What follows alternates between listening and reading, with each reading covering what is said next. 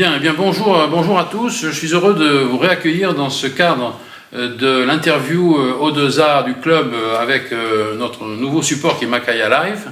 Et je suis heureux d'accueillir aujourd'hui pour cette interview mon cher ami, monsieur le Premier ministre de la Guinée-Conakry, Cellou Dalein Diallo. Ancien Premier ministre. Ancien Premier ministre, bien sûr.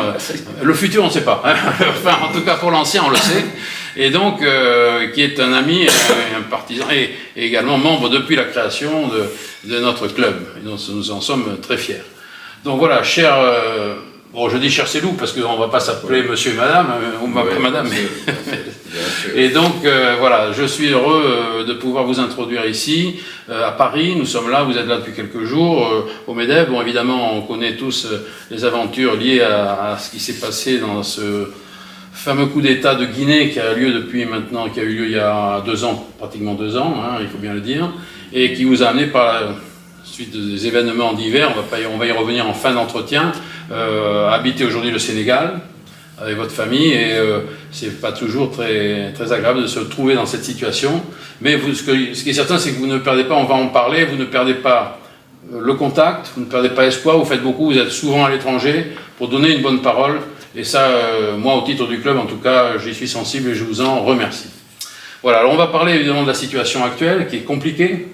Encore ce matin, les derniers événements du Gabon, on va peut-être en reparler aussi, mais enfin, sont vraiment complexes et inattendus pratiquement. Alors, ce que je voulais vous demander en premier lieu, c'est ces situations de coups d'État qui se situent dans le Sahel, qui deviennent, comme l'a dit le président français, une sorte d'épidémie.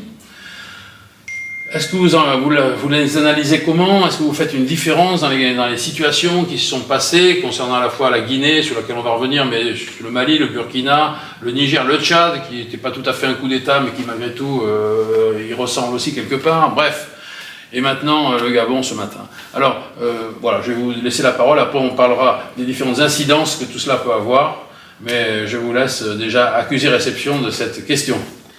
Merci mon cher Alain de me donner l'opportunité de parler d'abord de mon pays et de ma sous-région, la CEDEAO, où on a enregistré ces derniers temps une prolifération du coup d'État. Alors, parlant du coup d'État de la Guinée, je dois avouer que je l'avais plutôt bien accueilli.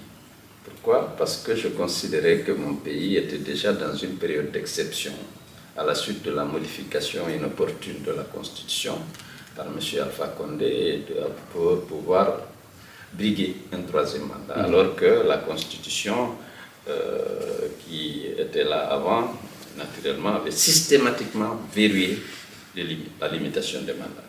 Mais il a fait le forcing et le peuple n'a pas voulu, on a protesté contre cette obstination qu'il avait de s'octroyer à tout prix le 3e mandat. Il y a eu plus de 104 morts dans la répression des manifestations organisées contre le 3e mandat. Mais avec la force, il s'est imposé, il a brigué ce 3e mandat. Nous ne l'avons pas reconnu, son 3e mandat, et nous considérons qu'il y a là un coup d'État. Au regard constitutionnel, on va dire. Oui, un coup d'État constitutionnel au regard de l'accord additionnel sur la démocratie et la gouvernance de la charte de la CEDEAO. Bon, c'est dans ce contexte de crise approfondie que les militaires sont arrivés au pouvoir. Et à leur arrivée, naturellement, ils ont décliné un discours plutôt rassurant. Rassurant parce qu'ils disaient haut et fort qu'ils allaient restituer le pouvoir dans un délai raisonnable à celui que le peuple aura choisi. Mais deuxièmement, d'ici là, ils allaient faire l'effort de mettre fin à l'instrumentalisation de la justice, au dysfonctionnement des institutions et au piétinement des droits et libertés des citoyens. Donc ce discours nous a conduit, bien entendu, à les soutenir. Parce que c'est vraiment l'objet de notre combat politique, c'est d'instaurer en Guinée une démocratie apaisée et un véritable état de droit. Et le discours semblait cohérent avec nos objectifs politiques. Et la jeunesse l'avait d'ailleurs salué. Non, pas que la jeunesse. Pas que la jeunesse. Tout le monde avait salué parce qu'on était dans une crise sociopolitique profonde depuis le coup d'État constitutionnel. Absolument. Et donc moi-même, je me suis porté avocat de ce coup d'État. Je dis qu'il fallait faire confiance aux militaires, et même si on m'a mis en garde. Ils allaient peut-être respecter leur parole d'officier. Ce qui n'a pas été le cas, parce que la tendance aujourd'hui, on constate qu'ils veulent rester aussi longtemps que possible et peut-être même pas céder le pouvoir aux civils. toujours à lever la tenue, comme on l'a connu en Guinée, et pour dire que je suis maintenant un civil et je suis candidat et peut-être aller vers des élections non crédibles et se faire proclamer vainqueur, comme on en a l'habitude. Par contre, le coup d'État au Niger, pour revenir au plus récent, ça nous a déçus, parce que le Niger était cité comme exemple d'une alternance apaisée. Le président Youssoufou avait respecté la constitution de son pays malgré les pressions qu'il subissait à cet égard. Et M. Bazoum a été élu démocratiquement et il faisait d'excellents résultats aussi bien dans la lutte contre le terrorisme que dans le développement. Parce que là, le Niger allait connaître un taux de croissance cette année et l'année prochaine de 2%. De 10%. Et bien sûr, dans la lutte contre le terrorisme aussi, il avait des résultats plus substantiels que le Burkina et le Mali. D'accord. Et au plan économique, c'était pas si mal non plus. Au plan économique, la qualité de la gouvernance et la promotion, de la bonne gouvernance et le développement économique et social, des progrès importants, indéniables, étaient enregistrés au Niger. Sur son leadership, vraiment, c'était le bon exemple. La coopération avec la France et les pays occidentaux était renforcée, qui appuyait sa politique. Parce que sa politique était vraiment pour la promotion de la gouvernance et du développement et la lutte contre la pauvreté et le terrorisme. Donc c'était un choc pour nous de voir cet exemple-là finalement s'arrêter subitement pour des raisons de convenance personnelle comme on a dit. Au départ. Oui. Voilà, et donc nous avons condamné le coup d'État. Moi, en tant que l'UFDG, le parti que je dirige, nous l'avons condamné. Et nous avons exigé que le président Bazoum soit rétabli dans ses fonctions de président élu. Bon, le reste vous avez suivi. La CEDEAO qui semblait prendre vraiment l'affaire des coups d'État au sérieux. À partir du sommet de Bissau, la CEDEAO avait vraiment réaffirmé sa volonté de mettre un terme au coup d'État dans la sous-région. Ce n'était pas l'honneur de la sous-région. On a enregistré 6 coups d'État en moins de 2 ans. Un en Guinée, 2 au Mali, 2 au Burkina et 1 au Niger. C'était un recul important de la démocratie et de l'état de droit. Il fallait qu'on en prenne conscience, qu'on essaye de mettre fin à cette descente aux enfers. Et bon, bien sûr, les résolutions qui ont sanctionné la conférence des chefs d'État qui s'est réunie sur le sujet, c'était d'utiliser la solution militaire à défaut de la solution diplomatique. Bon, jusque-là, on est là, il y a beaucoup de spéculations. Bon, les gens se demandent quelle est la bonne solution, mais tout le monde exige le retour à l'ordre constitutionnel et la réinstallation du président Bazoum dans ses fonctions de président élu. La France, les États-Unis, avec un peu de nuance pour les États-Unis, mais quand même, tout le monde a soutenu, disons, la résolution de la CEDEAO à cet égard. Alors, ça prend du temps. Le président Bazoum est toujours en otage, lui et sa famille, et on hésite entre est-ce qu'il faut mettre tout de suite en œuvre la solution militaire. Les gens disent qu'il faut donner toutes les chances à la négociation pour éviter la guerre. Et on est dans ce dilemme. La volonté ferme de faire réinstaller le président élu dans ses fonctions et d'éviter quand même de passer tout de suite par la solution militaire. L'ultimatum de la CEDEAO n'a pas été tellement impressionnant pour le général Tchiani, qui n'en a tenu aucun compte. Voilà, maintenant, la demande d'expulsion également de l'ambassadeur de France n'a fait que mettre un petit peu encore de difficultés à la relation. L'acharnement peut-être aussi que la France a à vouloir le maintenir en place, tout ça ne facilite pas les négociations diplomatiques, quoi, je veux dire.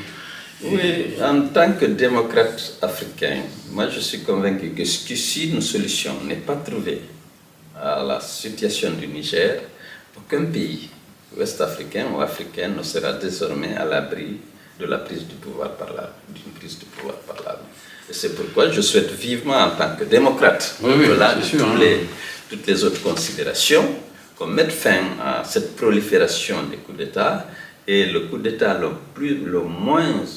plus choquant a été celui contre le président Bazoum, qui déjà menait une bonne politique économique et qui luttait efficacement contre le terrorisme et qui était l'exemple vraiment de l'alternance démocratique dans la sous-région. Donc, je souhaite vivement qu'une solution soit trouvée. À défaut, seulement à défaut, bien sûr, de la solution diplomatique et négociée. Vraiment, il ne faut pas exclure la solution militaire. Ce serait dommage parce que les dégâts collatéraux seront importants, mais il ne faut pas sacrifier complètement la démocratie en Afrique. Il faut chercher à... Est-ce que vous pensez que la diplomatie aurait pu passer peut-être par un contact aussi avec le Premier ministre qui a été nommé par le général Chiani, M. Ali Zein, qui est un homme civil et qui est un homme qui semblait avoir une ouverture d'esprit peut-être plus compatible avec la négociation diplomatique, mais je n'ai pas l'impression que tellement on s'en serve. Non, écoutez, vous savez, les régimes militaires, c'est les militaires qui sont au pouvoir. C'est eux qui décident. Même lorsqu'ils font appel à des civils, les pouvoirs des civils sont généralement limités. Maintenant, sous l'effet de l'embargo, parce que quand même la fermeture des frontières, les restrictions, voilà, a son impact négatif sur les conditions de vie de la population, les conditions de travail même de la junte. Peut-être que sous cette pression-là, ça peut amener les militaires à la raison pour négocier. Mais pour le moment, c'est la fuite en avant. Pour le moment, on joue sur le sentiment d'un pays qui va être agressé. On essaye donc de mobiliser la jeunesse pour défendre la patrie. C'est surtout cette idéologie qu'on appelait révolutionnaire qui est en train de prévaloir. Je ne pense pas que pour l'instant, les militaires soient disposés vraiment à dialoguer dans l'objectif de ramener le président Bazoum au pouvoir. Mais on attend encore de voir avec l'embargo si les effets peuvent les ramener à la raison. Est-ce que vous faites une différence avec ce qui s'est passé au Tchad, où la mise en œuvre du pouvoir de Mahamat Déby pourrait être considérée aussi comme un putsch militaire, même si aujourd'hui tout le monde semblait l'avoir entériné? Je pense que d'ailleurs la situation au Tchad a eu son impact sur les autres pays. Parce que lorsque la dévolution du pouvoir, la succession du président en cas d'empêchement ou de décès ou d'événements particuliers qui priveraient le président élu du pouvoir, il était prévu que le président de l'Assemblée assume l'intérim. Bon, ça n'a pas été le cas, c'est le fils qui a été désigné et ça a été avalisé visiblement pour l'opinion par la France, et la communauté économique régionale à laquelle appartient le Tchad. Et c'est à partir de là, je pense que le président, le colonel Goïta, qui avait accepté de donner le pouvoir suprême à des civils dans son pays, mais dès que la succession du président Déby a été assurée par un militaire, en l'occurrence son fils, je pense que c'est là que le colonel Goïta a eu l'idée de dire mais pourquoi pas moi, pourquoi on m'a imposé deux civils, président et premier ministre, alors qu'au Tchad, la communauté internationale semble avoir validé, ou en tout cas légitimé, cette succession par un autre militaire qui n'était pas élu. Mais vous qui vous qualifiez vous-même, et je le comprends fort bien parce que je le pense aussi comme un démocrate africain, finalement, ce qui est un terme... Est-ce que vous croyez véritablement à une démocratie en Afrique, à une démocratie non seulement électorale, mais à une démocratie saine dans la gouvernance des pays, les uns après les autres, et si on peut arriver à assainir un peu un système politique sans passer par le refuge de ce coup d'État indéfiniment? Est-ce qu'il y a encore une chance, d'après vous, pour ça? Enfin, c'est une question un peu ouverte, vous n'êtes pas devin, mais enfin, quel est votre point de vue là-dessus? Oui, je pense... Et le rôle, depuis dans ma question, et le rôle que peuvent avoir pour les entériner les collectivités supérieures, c'est-à-dire internationales, l'Union africaine, et les collectivités régionales, secteur par secteur, l'Ouest, la Centre, etc. Oui, en tant que démocrate convaincu, je pense qu'il ne faut pas, malgré la faiblesse des résultats qu'on peut expliquer, de la mise en œuvre de politiques assises sur la construction dans nos États, la mise en place de l'instauration de la démocratie de l'État droit, les résultats sont jugés minces par beaucoup de gens, mais il ne faut pas renoncer à la démocratie à l'État de droit.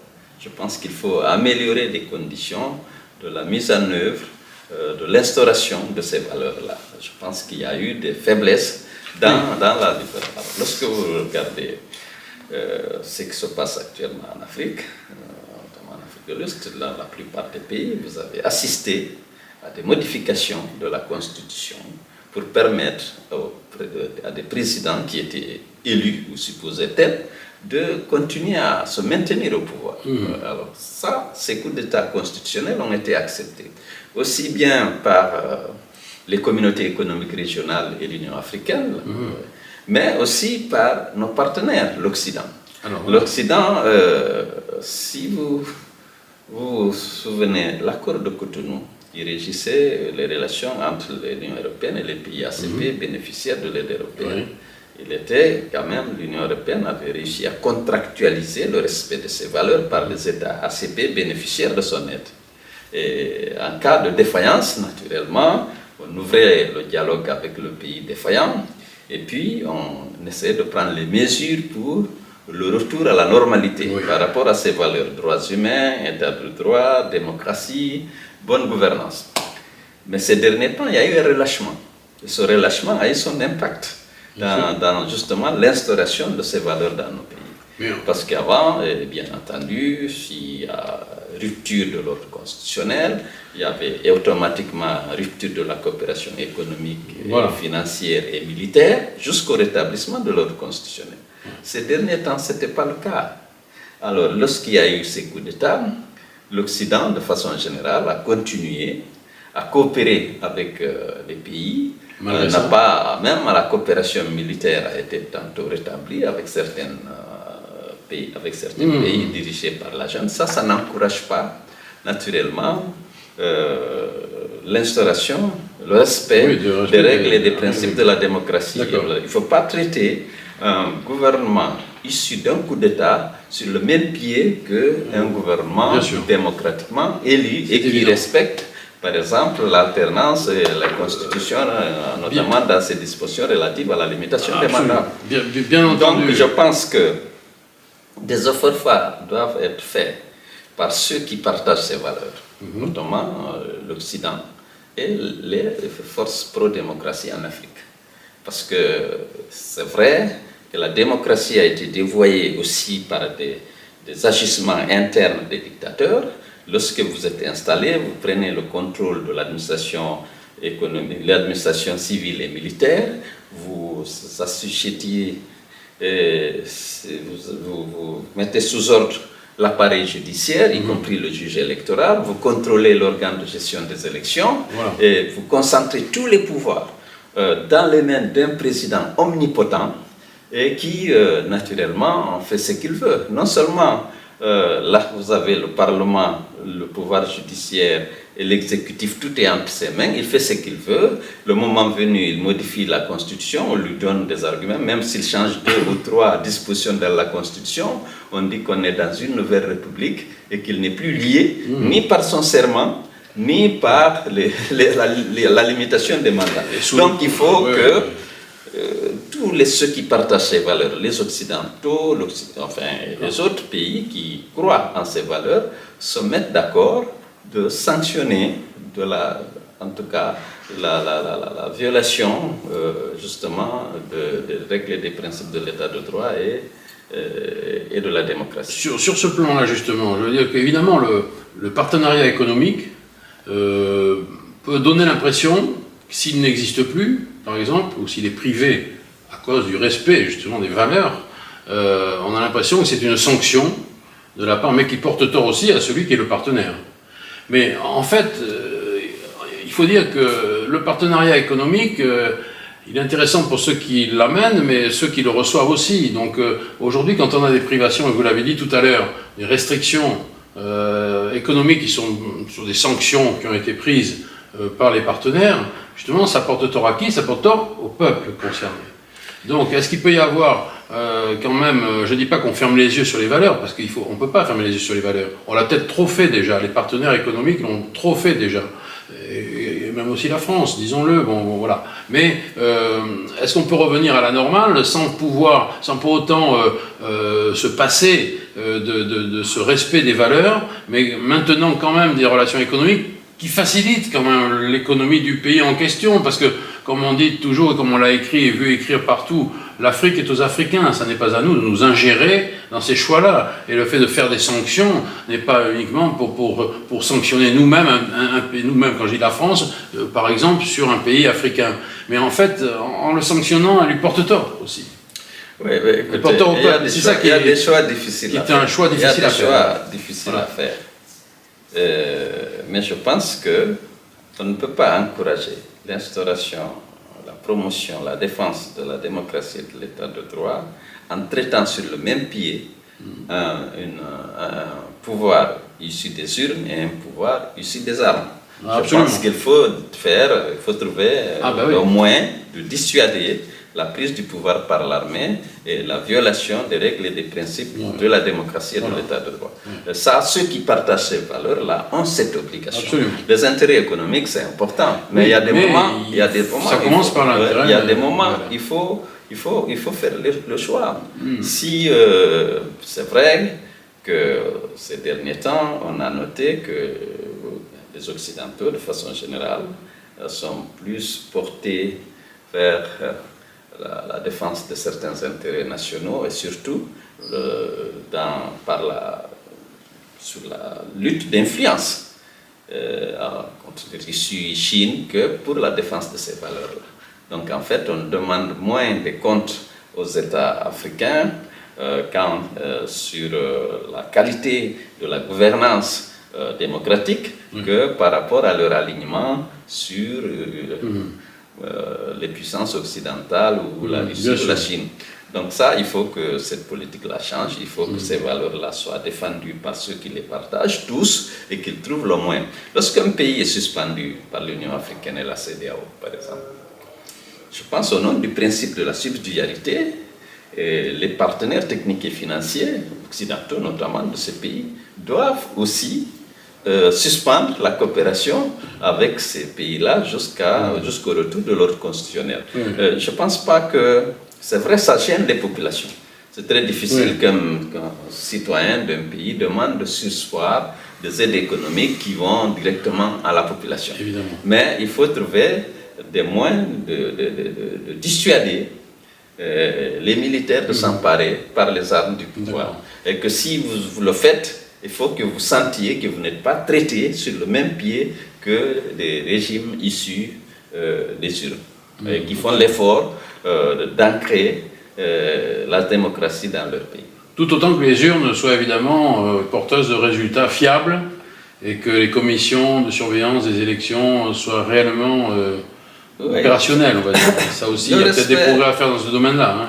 Parce qu'il y a toujours la souveraineté du pays, mais en même temps qu'il soit supervisé par des commissions de surveillance. Oui, le respect des règles et des principes de la démocratie et de l'état de droit suppose naturellement des élections crédibles, libres et transparentes, dont les résultats sont respectés par tous, ce qui suppose qu'il y a une transparence et une adhésion au processus électoral tel qu'il est défini par les textes, le cadre juridique et réglementaire, mais également les pratiques.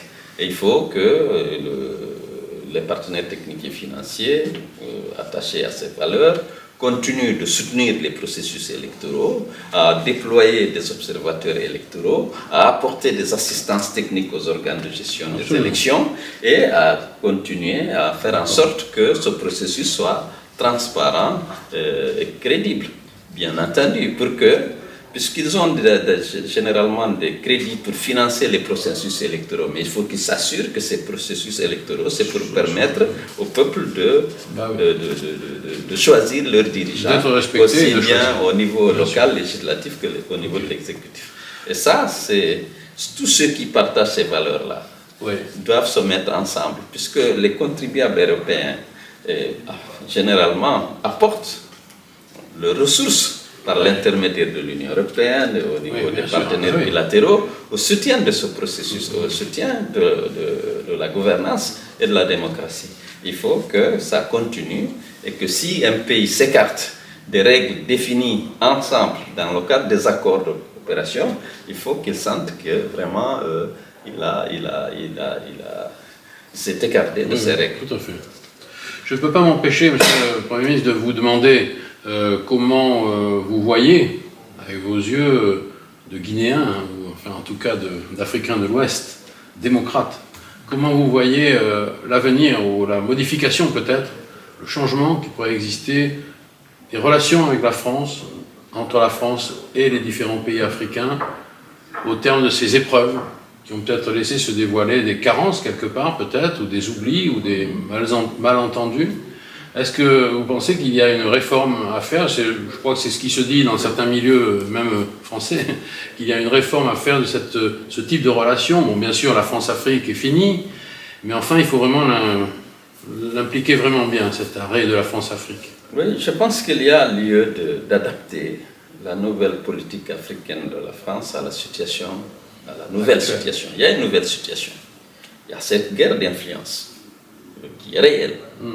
C'est une nouvelle guerre froide qui arrive après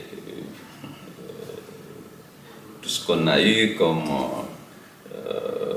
succès dans la lutte contre les régimes autoritaires pour l'instauration de la démocratie, après la chute du mur de Berlin, la conférence de La Baule, la Cotonou, il y a eu beaucoup de progrès, mais aujourd'hui nous sommes en face d'une situation nouvelle. La Chine est devenue une grande puissance économique, militaire et financière, commerciale également. Et bon, les Européens ont envie de garder leur rang dans le monde, leur influence. Bien entendu, il faut réfléchir comment rassurer les Africains, comment développer un nouveau partenariat qui rassure la jeunesse africaine. La France fait beaucoup, il faut l'avouer, en termes d'aide publique au développement et dans la lutte contre le terrorisme. Elle est venue au secours de l'Afrique de manière efficace, de manière opportune maintenant, mais elle est contestée. Est-ce que c'est en raison seulement du passé colonial ou est-ce que dans le comportement actuel, dans l'état actuel de la coopération franco-africaine, il y a des faiblesses? Il faut vraiment qu'une réflexion soit menée dans le cadre d'un dialogue franc et sincère entre Africains et Français pour voir comment, naturellement, améliorer l'efficacité de cette coopération tout en ménageant les Africains dans leur susceptibilité, oui, bien sûr. Mais je pense qu'il y a des collaborations. Les frustrations qui peuvent naître de certains comportements et tout ça. Mais je pense que la coopération franco-africaine doit avoir de l'avenir. La France connaît l'Afrique, on se connaît, nous partageons souvent la langue. Il y a un attachement. Oui, il y a un attachement, il y a un sentimental. Je disais, nous, en Guinée, je pense que la population qui a fait 26 ans de coopération avec l'Union soviétique, naturellement, souvent, les peuples ne sont pas nostalgiques de ça. C'est peu qu'il y ait encore, il y a des susceptibilités, il y a des préjugés. Il faut essayer ouvrir ce dialogue franc, mais également faire une meilleure communication sur les instruments de coopération. Certains sont décriés parfois à tort.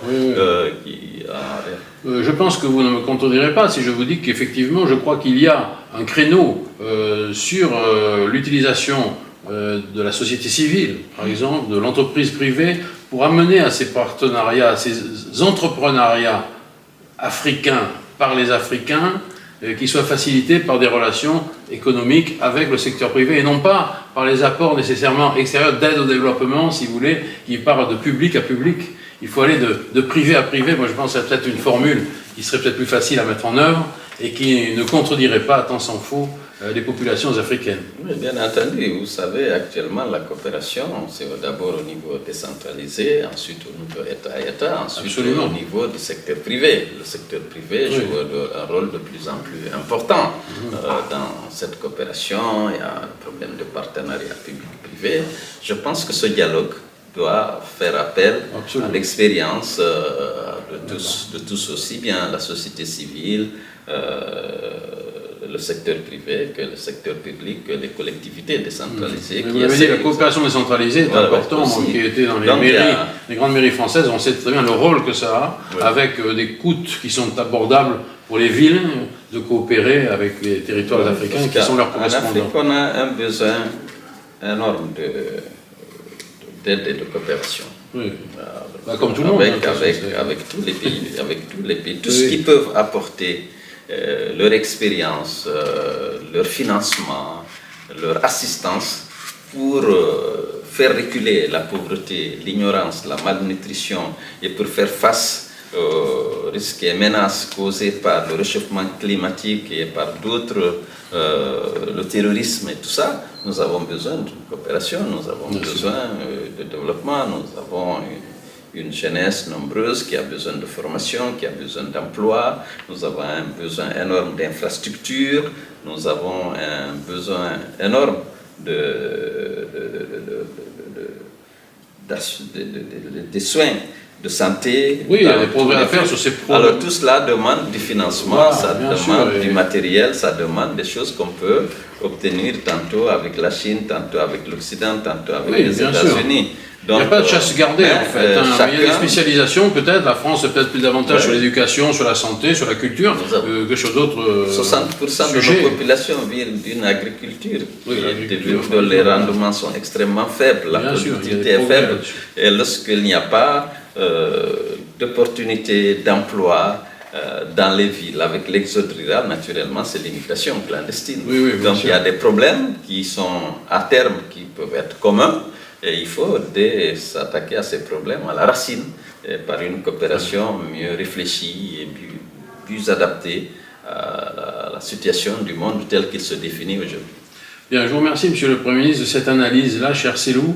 Je ne peux pas vous laisser partir sans vous dire que je pense, comme beaucoup de gens en France et ailleurs, et en Guinée, que vous pouvez apporter beaucoup encore, non seulement à la Guinée, mais à l'Afrique, par votre pensée, par votre manière d'agir, de votre manière de voir.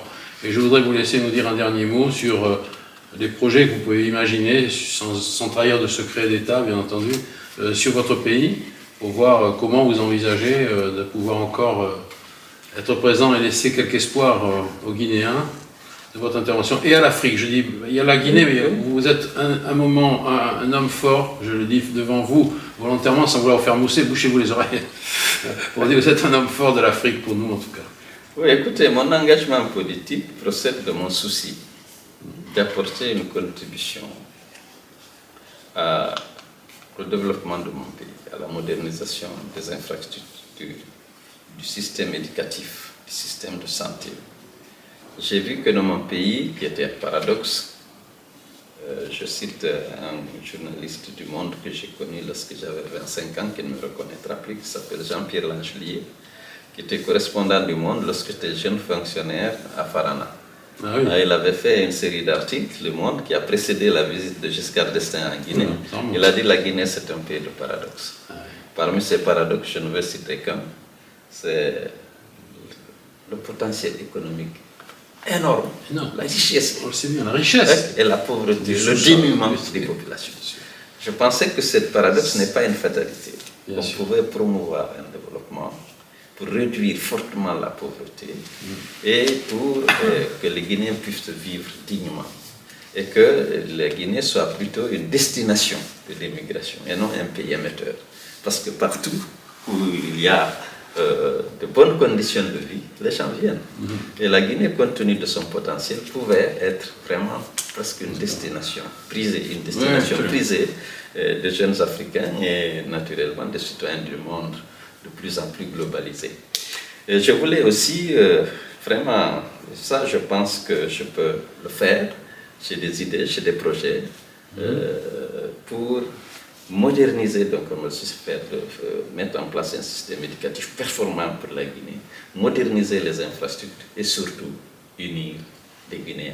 Parce qu'il y a beaucoup, nous avons un passé douloureux, fait de violence, et d'assassinats, de morts, de terrorisme d'État. Je pense que les Guinéens ont besoin d'une véritable réconciliation, une réconciliation crédible. Il faut lire ces pages douloureuses de notre histoire pour pouvoir les tourner et pour prévenir justement la répétition de ces violences qu'on a connues depuis notre indépendance et parfois bien avant. Donc moi j'avais cette ambition. Je pense que la Guinée aujourd'hui, nous avons, vous le savez, le marché mondial a besoin aujourd'hui fortement de nos mines.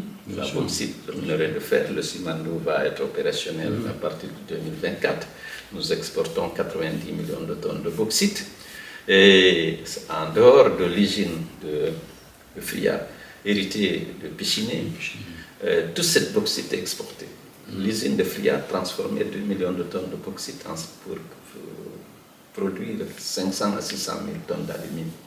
Mais il générait 3200 emplois. 2 millions de tonnes, 3200 emplois, 1200 directs et 2000 emplois indirects. Avec 90 millions, si on transformait simplement la moitié dans notre pays, on aurait pu plus de 100 000 emplois. Vous vous rendez compte? Oui, alors ces emplois sont perdus, la valeur ajoutée est perdue. On exporte cette bauxite sans aucun traitement. Il n'y a pas de calcination, il n'y a pas il n'y a aucune transformation sur place. Je pense que là, l'industrialisation telle qu'elle était prévue, aujourd'hui on est le Simandou qui va être exploité et qu'on va construire le chemin de fer et le port en eau profonde sur le littoral guinéen. C'est déjà un progrès non négligeable. Mais on a besoin aussi de démocratie. On a besoin du respect des droits humains. On a besoin d'une justice qui doit être le recours de tous les citoyens, des entrepreneurs, des investisseurs locaux et étrangers, pour que vraiment le climat des affaires soit vraiment sécurisant et que les gens soient rassurés qu'investir en Guinée ne correspond pas à prendre un risque illimité. Voilà, vous pouvez être ce rassembleur politique. Voilà, je suis capable de faire ça. Il faut sensibiliser tout le monde là-dessus et vous pouvez être porteur de ce rassemblement, je pense, avec tout ce qui s'est passé avant.